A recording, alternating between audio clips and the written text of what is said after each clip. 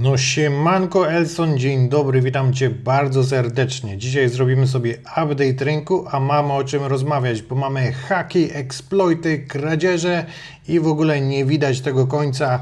Kolejny największy hak w tym roku i opowiem Ci, co tam się wydarzyło i jakie są tego konsekwencje. Także tradycyjnie, nie przeciągając, zapraszam na intro!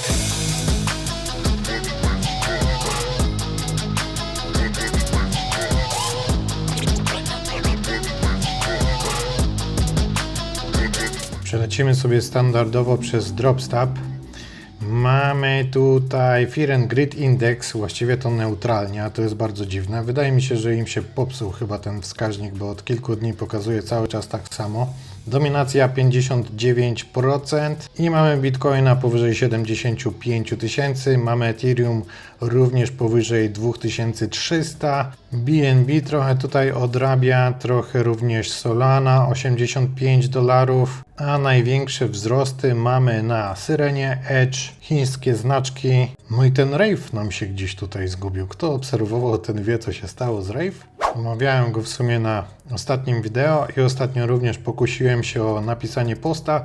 Tego posta gdzieś puściłem mniej więcej tutaj i później elegancko zwalił się w dół. Udało mi się złapać dwa shorty, jednego mi tutaj wyczyściło na tym podbiciu, ale i tak udało się coś tam na tym zarobić. Mam nadzieję, że jeśli longowaliście, to nie przytrzymaliście, a jeśli shortowaliście, to gratuluję.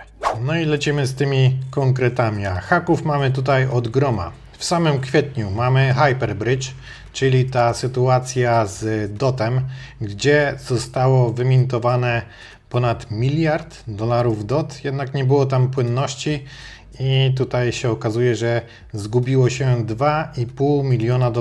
Później w zeszłym tygodniu był Drift Protocol 285 milionów. No i w tym tygodniu, właściwie tą przez ostatni weekend, mamy Kelp DAO. Tutaj jest gruba akcja, 290 milionów, jednak konsekwencje tego są dużo większe. Z tego co wiem, za tymi dwoma hakami stoi Lazarus Group, który jest sponsorowany przez rząd Korei Północnej, a oni już w sumie od roku 2017 z krypto zgarnęli jakieś $7 miliardów. W ogóle jestem ciekawy, co oni robią z tą kasą. Znaczy wiadomo, z tej kasy jest pewnie sponsorowana broń w Korei, ale w jaki sposób oni to keszują? Bo z tego co wiadomo, z większości tych haków to oni są raczej mega hodlerami. Także ciekawe, jak się odbywa ten cały proceder. No i ten Hyperbridge. Okazało się, że tutaj nie tylko atakujący zgarnął trochę DOTA, ale później mieli okienko również normalni użytkownicy. No i Hyperbridge tutaj wystosował takie pismo, że w ciągu tej luki również normalni użytkownicy mogli swapować różne tokeny właśnie do DOTA, którego otrzymywali bardzo dużo. Później tego DOTA przebrydżowali sobie nawet na właściwy łańcuch Polkadot. No i teraz tutaj dostali 14 dni na zwrócenie tych środków. Jeśli nie, to wejdą na drogę prawną, że tak powiem. I teraz wchodzimy tutaj na Kelp DAO, który ostatnio również opisywałem. Największy hak w 2026 roku. Zostało wydrenowane tutaj z bridge'a Layer Zero ponad 116 000 RSETH, czyli tego LST Liquid Staking Tokena, który jest odwzorowaniem po prostu ETH, ale dodatkowo można tam na tym trochę zarobić i do tego macie ten Liquid Token, którego możecie używać w różnych DeFi. No i co się stało? Zostały przejęte dwa RPC, czyli sieci, dzięki którym są potwierdzane transakcje. Pozostałe sieci dostały atak DDoS, więc bridge musiał polegać tylko na tych dwóch, które były po prostu przejęte. Dzięki temu zostało wyjęte z tego bridge'a to Ethereum i później to Ethereum zostało rozsiane po różnych DeFi. Część trafiło właśnie do Aave. Tam dali to RSETH pod pożyczkę. Dzięki temu mogli wyciągnąć normalne Ethereum i tutaj już byli w sumie bezpieczni. W ogóle bardzo dużo postów ostatnio o tym śmiga po X-ie. Czegoś takiego generalnie jeszcze w krypto nie było. Chodzi o to, że weryfikator dostaje wiadomość, że może wypuścić środki ta transakcja wygląda prawdziwie. Oni te środki uwalniają, on je wyciąga, jednak z drugiej strony nie zostało wrzucone żadne Ethereum po to, żeby je przebrydżować. No i tutaj Layer Zero wystosował również pismo, gdzie się tutaj mam. Tutaj jest oficjalny statement, że ostrzegali ich, że jeden weryfikator to może być za mało, bo tutaj są tak jakby dwie strony tego całego incydentu. No ale finalnie ich dopuścili, a później jak już weszli na KelpDAO, to nie było żadnego ratunku. No i teraz mamy dość spory problem na Aave, ze względu na to, że ludzie zaczęli wyciągać stamtąd środki. Uciekło ponad $1 miliard. Do tego są oni zostawieni z takim kredytem, którego nie da się właściwie spłacić, ponieważ hakerzy zostawili to RSETH pod pożyczkę, wyjęli sobie ETH, no i teraz raczej już tego nie zwrócą. Dodatkowo obrywały tutaj inne protokoły, które pod spodem używały Aave, więc nie tylko Aave ma problemy, no to jest kurczę bardzo tragiczne dla DeFi, bo powstał tutaj taki efekt domino. No i zresztą z tego co patrzyłem na Defilama, to raczej ludzie uciekają teraz z DeFi, każdy wypłaca cokolwiek tam ma. Zresztą sam token Aave poleciał o 19% w dół. No i jeśli mieliście coś na Aave, to bardzo możliwe, że wasze środki są również zamrożone. Nawet gdybyście mieli na przykład USDC, to bardzo możliwe, że ktoś właśnie po prostu pożyczył wasze środki i miał tam wrzucone ETH, którego nie dało się spłacić, więc pod zastaw tego ETH pożyczył wasze USDC i pewnie już tego nie odda. Więc mamy tutaj bardzo duży problem z płynnością. Co jest trochę ironiczne, to founder Aave w zeszłym tygodniu napisał po haku Drifta, że Drift to nie jest DeFi. No a teraz podobne rzeczy dzieją się właśnie na Aave. Haków ostatnio mamy bardzo dużo i wydaje mi się, że hakerzy po prostu zaczęli korzystać z AI, dzięki czemu mogą tworzyć i szukać dziur w różnych protokołach dużo szybciej. Oprócz tego Kelpa i Drifta mamy tutaj Rea Finance 18 milionów, Grainex 15 milionów, Hyperbridge tutaj w sumie było 237 000.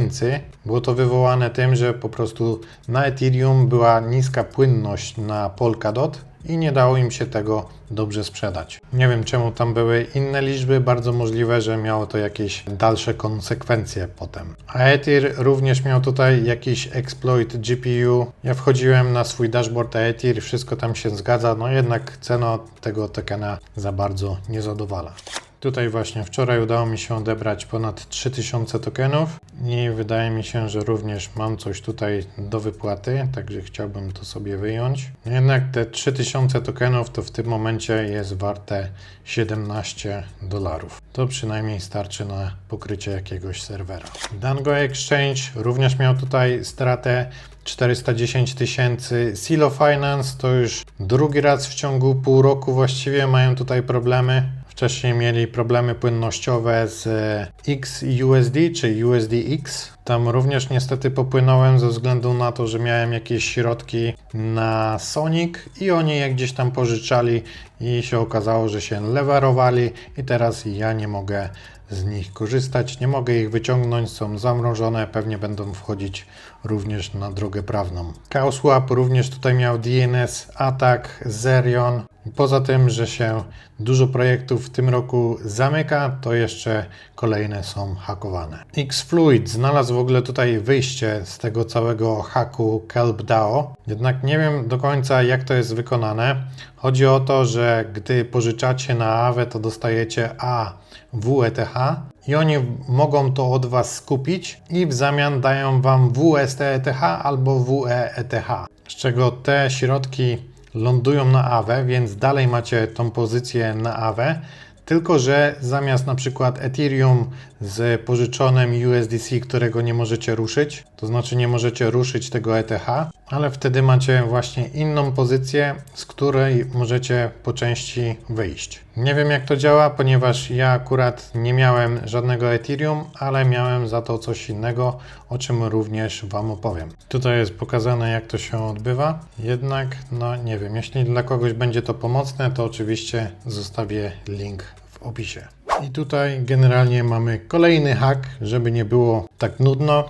To Vercel, który jest administratorem i dystrybutorem Next.js, czyli najbardziej znanego i używanego frameworku na świecie do React. Next.js ma 6 milionów ściągnięć każdego tygodnia. Opublikowali 19 kwietnia tutaj biuletyn bezpieczeństwa o nieautoryzowanym dostępie do ich wewnętrznych systemów i podobno tutaj maczała palce grupa Shiny Hunters. To jest ta sama grupa, która stała za hakiem Europejskiej Komisji, jak i Rockstar Games, i podobno te dane chodzą na markecie po 2 miliony. Chodzi tutaj o klucze dostępu API, source codes, konta pracowników i tak dalej. Także tutaj jest bardziej od strony deweloperskiej problem, co nie znaczy, że normalni użytkownicy nie odczują konsekwencji w najbliższym czasie. Także lepiej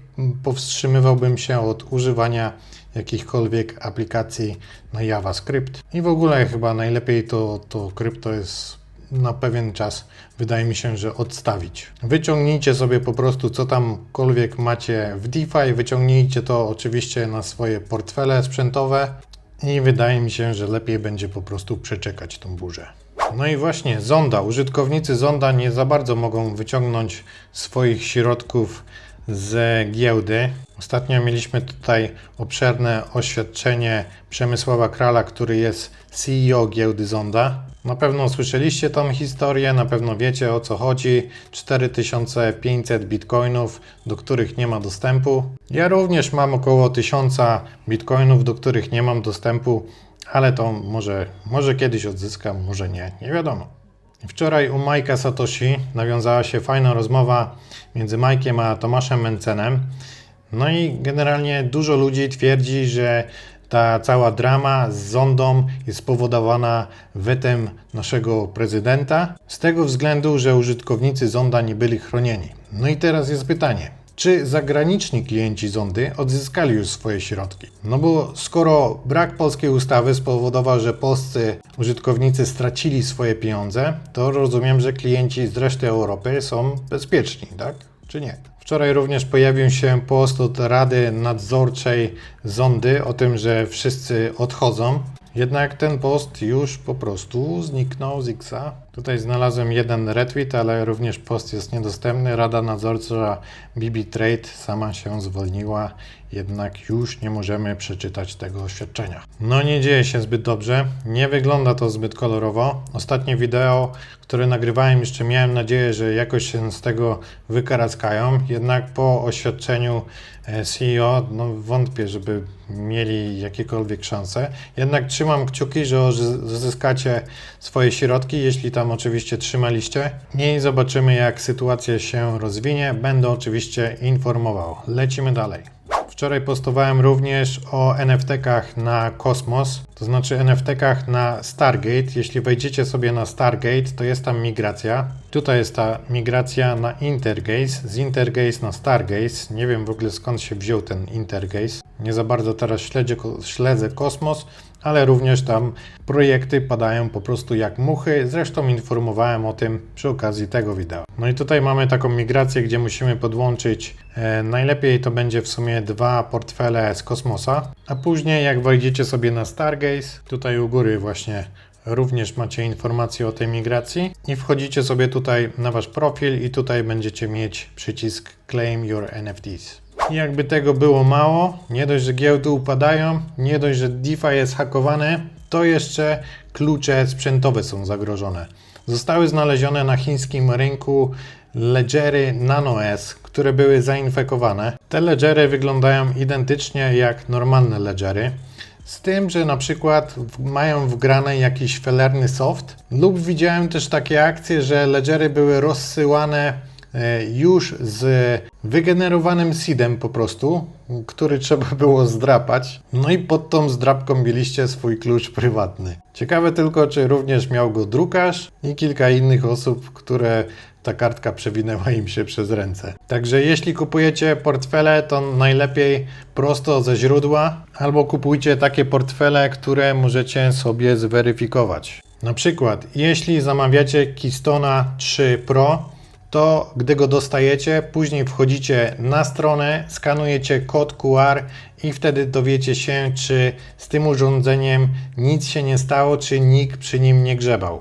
Wtedy macie pewność, że wasze kryptowaluty na takim portfelu są bezpieczne.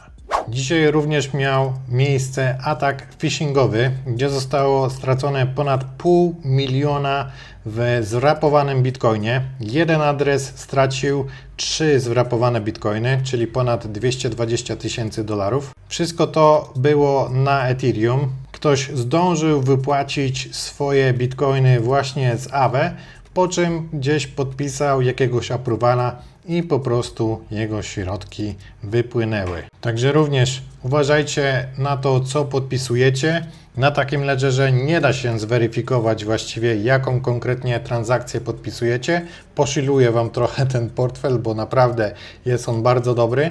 Tutaj macie duży ekran, gdzie możecie każdą transakcję osobno zweryfikować. A jeśli podpisujecie na przykład transakcję z protokołu, który wygląda tylko jak ten, którego używaliście wcześniej, to również Keystone Was o tym poinformuje. Poza tym, nawet jeśli nie macie żadnego portfela sprzętowego, a używacie na przykład portfela Rabi, to Rabi również ma takie zabezpieczenia. Przygotowuję w ogóle materiał z update'em na temat portfela Rabi, ponieważ pojawiło się tutaj dużo nowych funkcji i jest on naprawdę dużo lepszy i multifunkcyjny, porównując do tego starego, rudego MetaMaska. Staram się po prostu nie iść za tłumem, tak jak wszyscy używają ledgerów, które nie są do końca najlepsze. Tak samo wszyscy używają MetaMaska, który został już daleko w tyle, jeśli chodzi o portfele software, który teraz mamy na rynku. Także tutaj możesz obejrzeć materiał o portfelu Keystone, a nowy materiał o Rabi Wallet już wkrótce. Tutaj mamy w ogóle światełko w tunelu, ponieważ jeśli chodzi o hack tego Drift Protocol, to Tether stwierdził, że pomoże im i przeznaczy 150 milionów po to, żeby mogli spłacić swoich wierzycieli. A muszę Wam przypomnieć, że USDC, które zostało stamtąd skradzione, siedziało przez 6 godzin totalnie bezczynne i Circle nie zrobił z tym totalnie nic, a jako, że jest to firma scentralizowana, mogli zamrozić te stablecoiny, mogli je zblacklistować i wtedy te szkody nie byłyby aż tak duże. No i ostatnio mieliśmy update, jeśli chodzi o zbieranie punktów na INC. Na Krakenie Pro za aktywność również rozdawane są te punkty. No i farmiliśmy właśnie na dwóch głównych protokołach na INC-u, czyli na Nado, który jest Perpdexem, i na Tidro. No i właśnie z tym Tidro nie wygląda to za kolorowo. Ze względu na to, że Tidro pod spodem używało właśnie Aave. Więc jeśli mieliście tam jakieś środki, to sprawdźcie je, chociaż pewnie są one również zamrożone. Tutaj mamy oficjalny update od Tidro, pracują nad tym i zobaczymy, co się z tego wykluje. Jeśli chodzi o mnie, to miałem tutaj pozycję $1000, którą wkładałem, wyjmowałem. W tym momencie jest tutaj 13% APY. Jak ja tutaj wrzucałem, to było około 2. Jednak jeśli chciałbym wyciągnąć, to jest tutaj informacja, że moje USDC zostały gdzieś pożyczone i nie mam do nich dostępu. Jeśli chodzi o Ethereum, którego miałem tutaj $70, to nawet nie da się wcisnąć tego przyciska Withdraw. Także ciekawe, jak zostanie rozwiązana sytuacja tutaj z tymi punktami. No może Kraken coś tam pomoże. Mam nadzieję, że nie będzie aż tak źle, ponieważ całe DeFi generalnie stoi na Aave. Więc trzymam kciuki, że tutaj wspólnymi siłami jakoś z tego wyjdziemy. Na koniec kącik reklamowy. Możecie tutaj zgarnąć 30 € od OKX-a. Ze względu na to, że otworzyli swój rynek futures, gdzie możecie grać na dźwigni X10 na wybranych tokenach. Dodatkowo jest tutaj do zebrania kolejne $200. Właściwie to jest 20 € w Bitcoinie jeśli zrobicie depozyt na 200 euro i zrobicie tam trade również na to 200 euro, przetrzymacie ten depozyt przez 14 dni, to wtedy dostajecie 20 euro w Bitcoinie. I kolejne 180 euro w Bitcoinie dostaniecie po zrobieniu wolumenu na 2000 euro. To jest akurat akcja dla nowych użytkowników, ale jeśli macie już konto, to polecam sobie sprawdzić tego Xperpa. Należy tam wykonać szybki quiz. Zajmuje on nie więcej niż 5 minut. Wtedy właśnie otwieracie konto, gdzie możecie grać na dźwigni, ale pamiętajcie o ryzyku. Mimo tego, że OKX to jest giełda regulowana, tak samo jak ten cały handel na futures również ma specjalną licencję, MFSA nazywa się ta licencja, to wiąże się to z dużym ryzykiem. Więc mimo tego, że możecie dużo zyskać grając na takiej dźwigni X10, to również bardzo szybko możecie stracić swoje pieniądze, także podchodźcie do tego z rozwagą. Ale 30 euro drogą nie chodzi, a wcale nie musicie właściwie tam otwierać pozycji, wystarczy wypełnić ten quiz. I wszystkie linki oczywiście znajdziecie tradycyjnie w opisie. A jeśli chcielibyście zrobić depozyt na giełdę OKX, to możecie do tego użyć Blika, który wykorzystuje technologię Zen. A Zen to jest jeden z najlepszych procesorów płatności w Polsce. Mają zresztą tutaj kilka innych integracji z giełdami. Macie depozyty instant. Do tego zakładając konto na zen.com macie konto wielowalutowe, macie dostępną kartę płatniczą, a jeśli chciałbyś skorzystać z Zen Pro, to przy rejestracji wpisujesz Michu Zen i wtedy korzystasz z opcji Pro przez 90 dni za darmo.